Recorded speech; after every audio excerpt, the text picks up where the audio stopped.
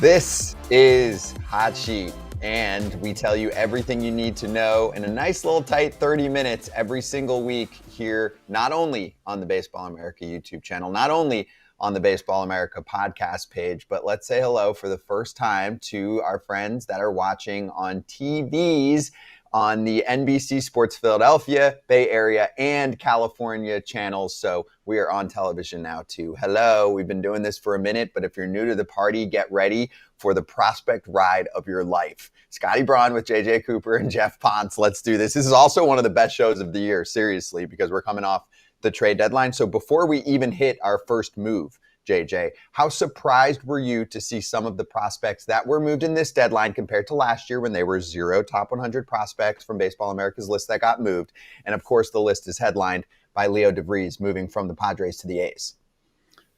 Shocked because Leo De Vries, number 5 prospect in the game. We have not seen a prospect that highly ranked moved at the trade deadline since Eloy Jimenez and Addison Russell. And that kind of tells you, because I'm sure some people are hearing this and going, wait, Addison Russell, I vaguely remember that name. You know, Addison Russell was the shortstop on a World Series team in Chicago with the Cubs, you know, a couple of years later. But that's how far back you have to go. We haven't seen anyone of that pedigree, that prospect pedigree, traded at the deadline this decade, and really a couple of years before that as well. We'll see, obviously, how it works out for the Padres. We'll see how it works out for the A's. But that by itself is very significant, that we saw a top 10 prospect in the game get moved. That's going to be something that'll be fun to watch, to see De Vries and his development over the next few years. Yeah, and I think, just credit to AJ Preller. Even if you don't necessarily like the long-term value of the trade, or you're upset that De Vries got moved, whatever it might be, you can't deny the fact that Preller consistently brings the excitement to every single trade deadline. It feels like he always trades good players too. I think if you're trading with AJ Preller and you are getting a prospect on the other side, and this isn't necessarily even a knock on Preller, I think in some ways it's a compliment. You pretty much know you're probably going to get a pretty good player in one of those trades, especially if it's one of his more highly ranked players. And this goes back about 10 years now too. So there's a track record there with it. And I think for sure, the Athletics are obviously more than happy to move off, a reliever and, a bottom of the rotation type of arm and be able to get a player of this caliber.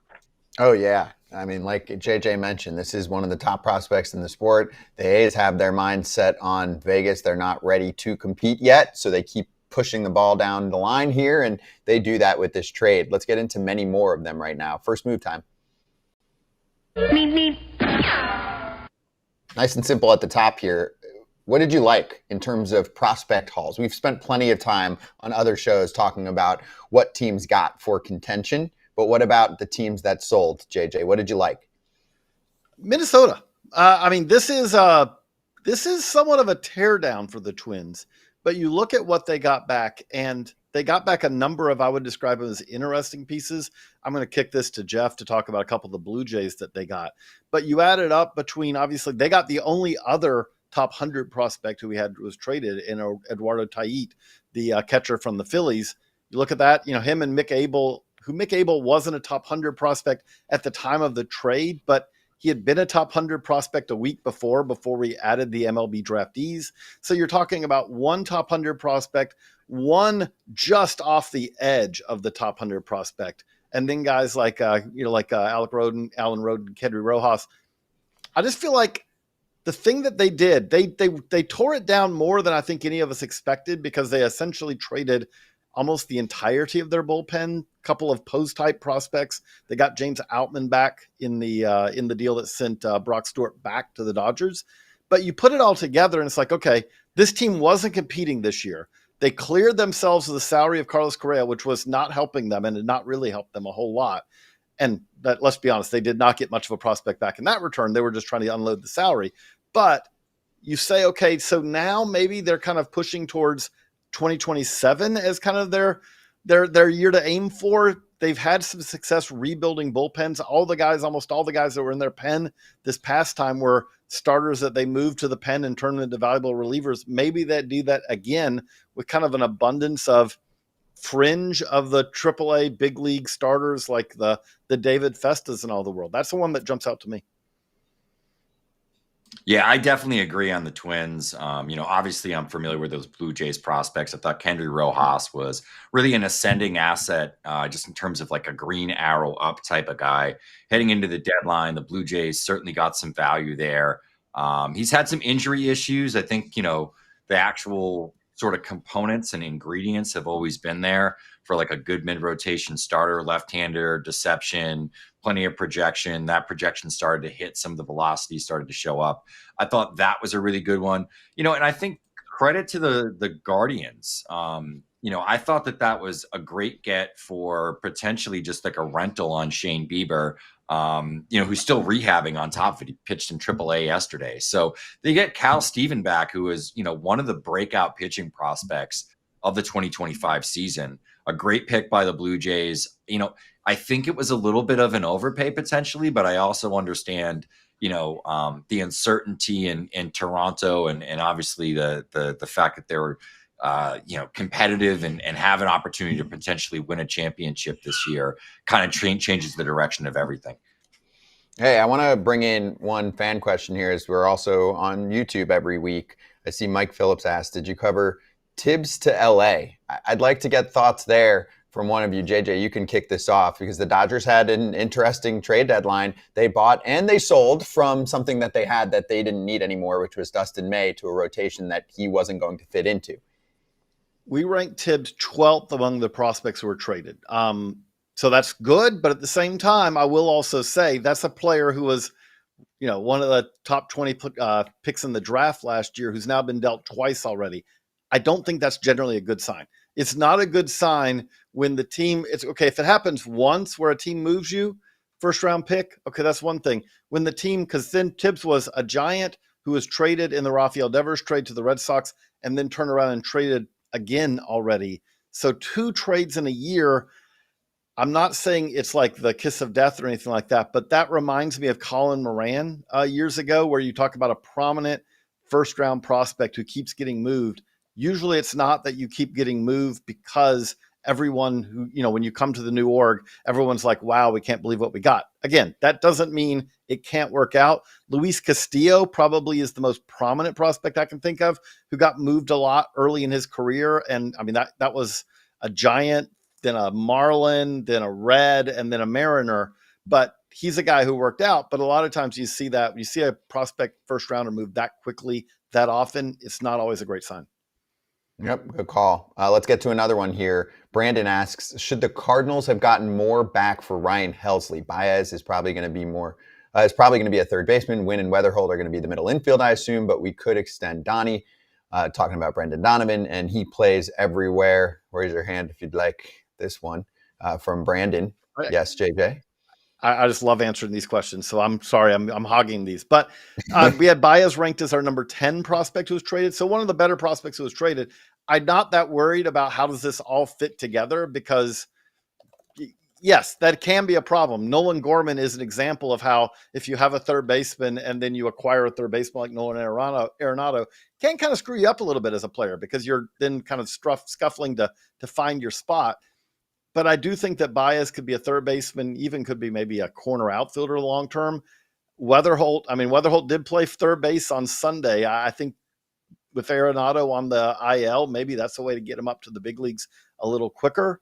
I do think it's a decent haul, especially I would say that the value was commensurate with what we're seeing for the relievers who are moved. I don't think in any way, when you look at Helsley's value and the quality of his work, and you compare it to the other relievers who were traded, it's hard for me to say that the Cardinals didn't sell reasonably high there.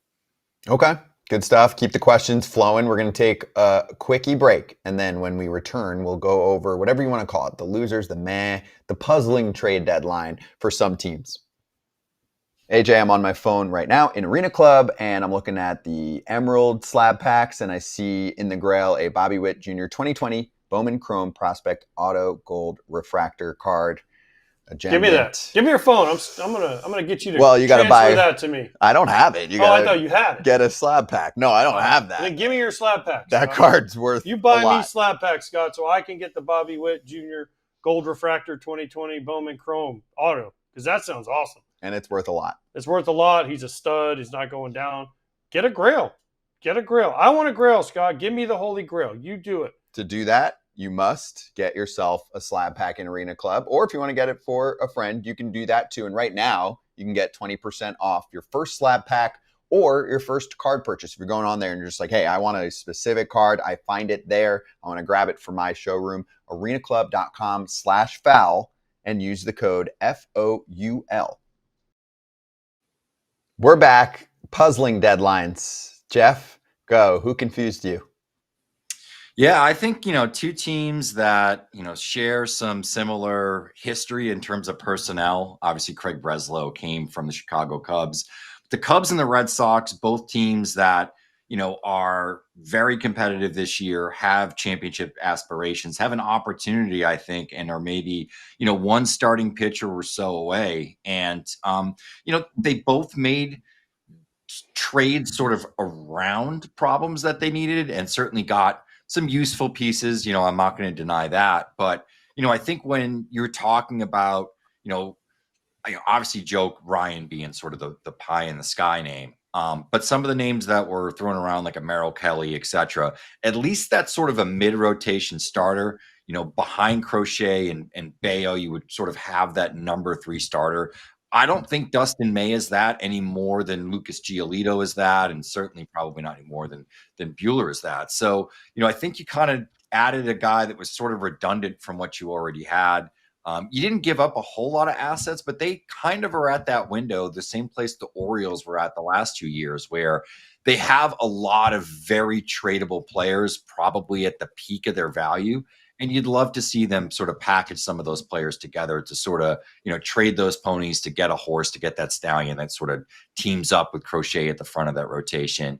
I don't think they had to mess with the lineup so much. I think when you do look at the Cubs, though, another starter there would have been a big difference maker. They're a team that probably, as we talked about in multiple shows leading up to the deadline, had as many players that are major league ready to trade in AAA as any team.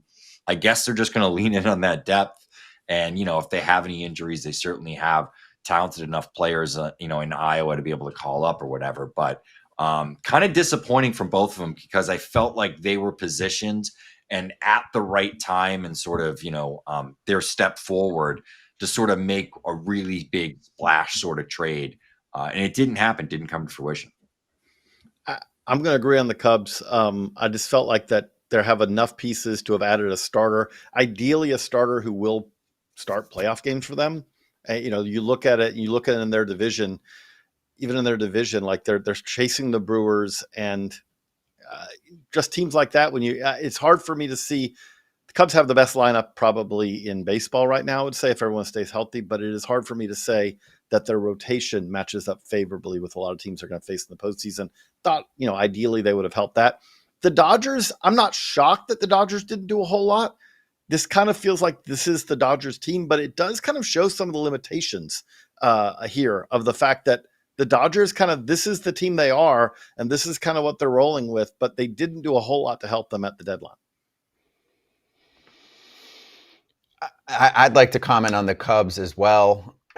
This team might make the playoffs, but playing to your point, JJ, the part that bothers me is how so many GMs will say the price of starting pitching was just too high. Like, how high is too high? If you get a starting pitcher that's going to win you playoff games, doesn't that fit the bill? And also, you're mostly looking at a market that has controllable starting pitching, except for Merrill Kelly, who I think would have been a perfect fit for the Cubs. Clearly, they couldn't work out a deal. I just felt like leading up to the trade deadline, we heard a lot about Alcantara and Owen Casey and all these guys that the Cubs have in the minor leagues, and I would assume that teams have interest in them. And I felt like everyone was looking for them to move guys like that, among others, and it just didn't happen. I mean, I'm just trying to ponder like how out of control the asking price got, that a team like the Cubs couldn't say, you know what, this one's going to be painful, but so was Gleyber Torres for Aroldis Chapman, and we won a World Series.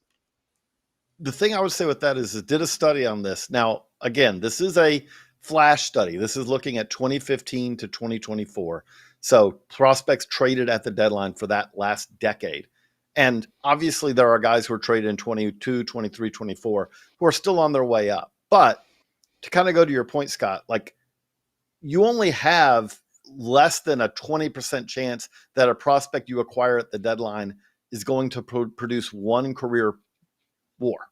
Like one, which is not, I would say confidently, no matter what you get, if you give up a player who gets to one WAR in their career, you would say, okay, we're fine doing that. And again, most players don't even do that, the prospects.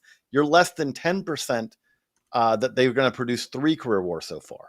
Well, again, this is something where most of the time, if you trade prospects, especially non-top 100 prospects, non-fringe of the top 100 prospects, if you trade those guys at the deadline, every now and then a Yordan Alvarez, every now and then an O'Neal Cruz, something like that happens. Even going Pablo Lopez, which was probably one of the great finds in the trade deadline, is a low-level prospect who kind of emerges. It happens. But it doesn't happen all that often. And so if you have a chance to improve your team, and the worry with the Cubs is they're a team that some of these prospects are going to be a little stale by the offseason, by next season, because Owen Casey and Kevin Alcantara, they've been in AAA now longer than, over a season and a half now.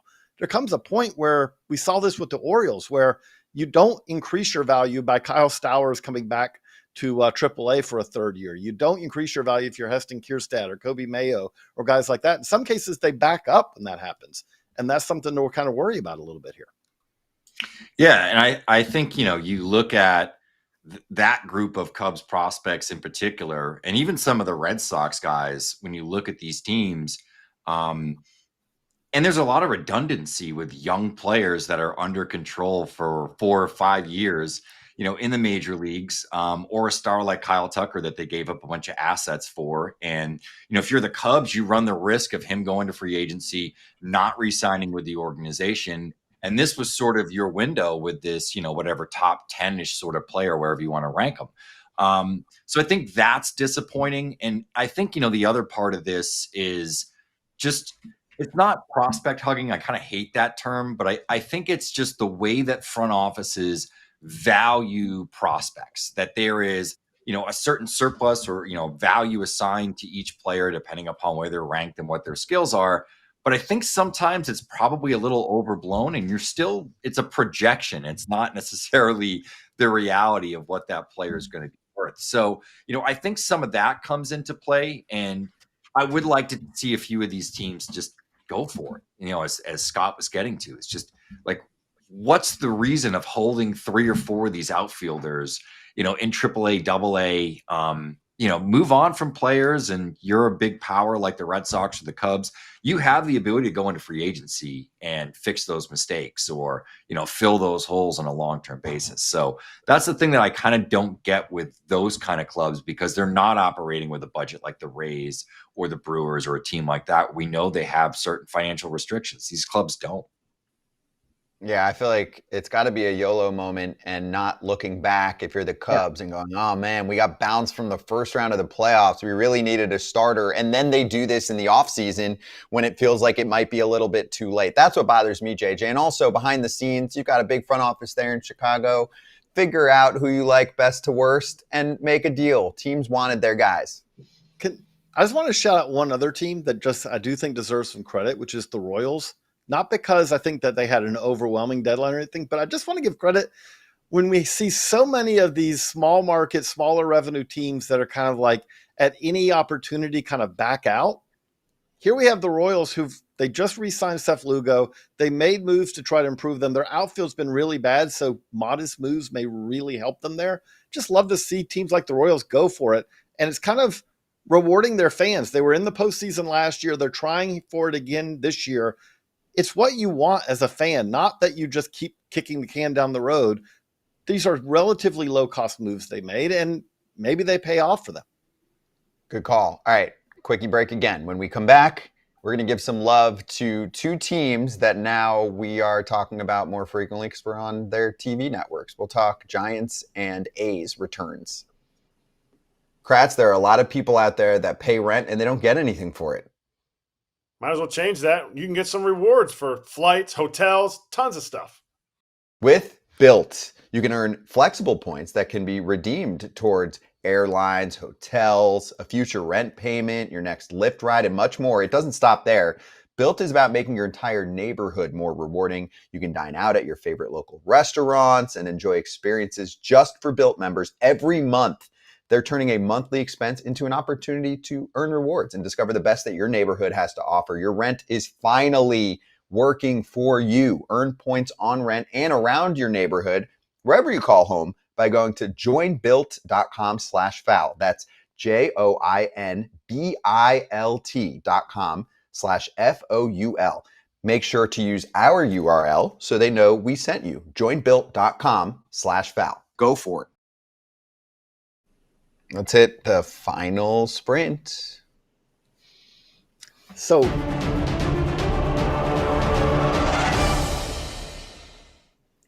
Well, JJ, maybe we give dealer's choice to Geoff.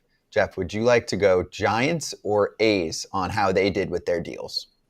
Let's go with the Athletics first. We already talked a little bit up at the top of the show about, acquiring Leo De Vries. I thought that was, obviously just in terms of return, one of the biggest returns that we've probably seen, or the biggest return we've seen since the Juan Soto trade. Just being able to get a player of that caliber.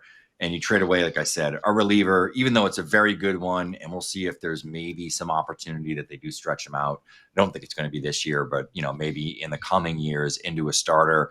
And then maybe that trade looks a little different. And then JP Sears, who's a nice piece. But I think, the other trade that's interesting is the Andujar trade. Being able to trade away Miguel Andujar, sort of a fringe of the roster kind of player.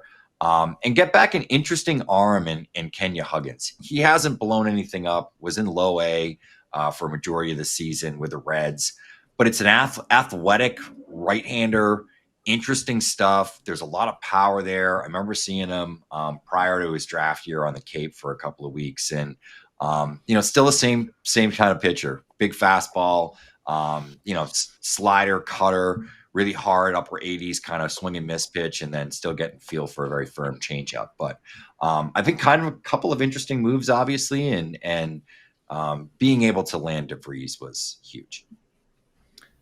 obviously, then I'll talk about the Giants. And when I'm looking at the Giants, I would say that you always love if you're a team when the opposing team kind of gets upset, like fans get upset, because that Blade Tidwell, Drew Gilbert, I think the fans on the Mets side probably got a little bit more upset than they needed to. These are prospects who are solid prospects. Blade Tidwell is a surefire big leaguer. The question is what the role is going to be. Drew Gilbert is also pretty close to a surefire big leaguer. Again, the question will be the role that we're going to see for him. Maybe kind of lesser roles. The Giants are kind of in a little bit of an interesting in-between here. They're at 500 as we're talking about right now. So they're not 100% out of it, although I think that they wisely said, hey, we're not going to push all the chips in a division with the Padres and the Dodgers.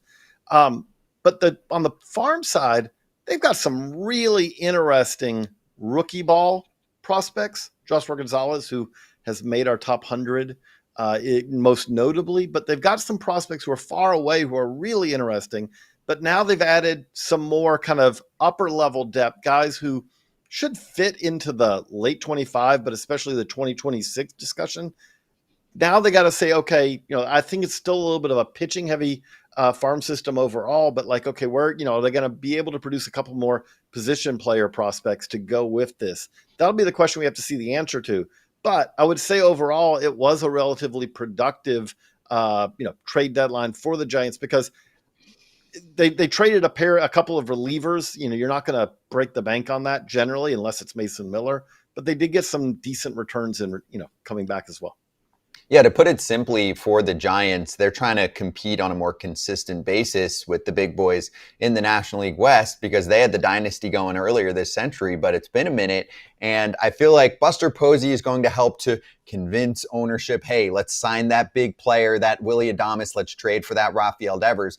But he also entered a mix where it's like, hey, we need a consistent farm system. If we're looking up at the Dodgers as the model, they're doing both every single year. The Giants should have the resources to do that. So I'm with you, JJ. They did a little bit of both. You kind of thread the needle here, but you don't sell everything, right? It's a light sale that they did here at the trade deadline to kind of make themselves in a better place. And also, they've been terrible since the Rafael Devers deal. I'm not blaming Devers. It's not like he's been awful. He's been okay.